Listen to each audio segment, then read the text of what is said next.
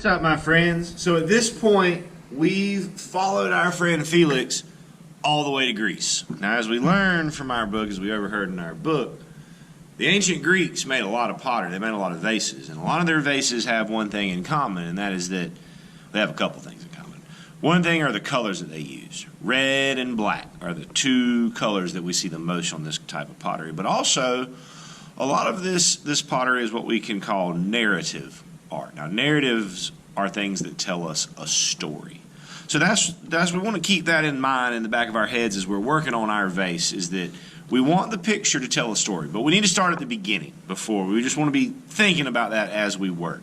So the first thing we need to do is get our tool, the stencil, on our page. And when we lay our stencil down, if you'll notice, this is the top, this is the bottom, and the bottom is flat. So we want to line that up with the edge of our paper. And then just keep our pencil beside it, follow it around. Make sure to get it all the way around the stencil and give it to somebody else before you mess with an eraser, because I do not have enough of these to give everybody one. So there's my shape. Now, once we trace that, we're done with the pencil. We don't need it anymore.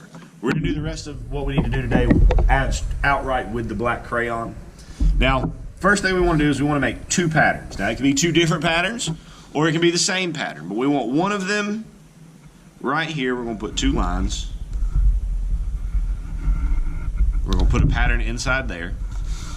And then we want one down here at the bottom.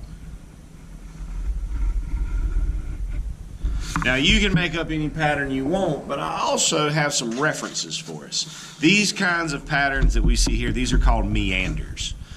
They're meant to kind of imitate the way a river moves, how it just meanders around and around and around, because there's lots of rivers, lots of water in and around Greece. So if you want to try to use one of these patterns, you're welcome to. I'm probably going to use one of these. Also on the back of it, there's some directions. So 1, 2, 3, 4, 5, 6, 7, 8 for how to build these patterns up. I'm just going to eyeball it. So we're going to come up and over and down and over and up.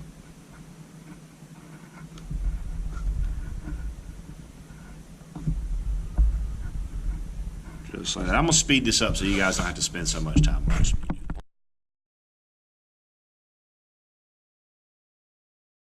Okay, so there are my patterns. Now, you'll notice that up here I added another one. You don't have to put another pattern up here. I just felt that I needed something else up there at the top of the page, so I decided to make myself another pattern up there. If you would like to add another pattern up the top, you're more than welcome to do so. But now that we've got our patterns, this part right here, this is where we want to do our drawing. This is where we're going to create that narrative picture. So I'm gonna make mine. I'm gonna speed up the video, and if you guys have any ideas about what it is that I'm making as I'm going, just call them out. Call out what you think my story is, and then we can talk about it when it's done.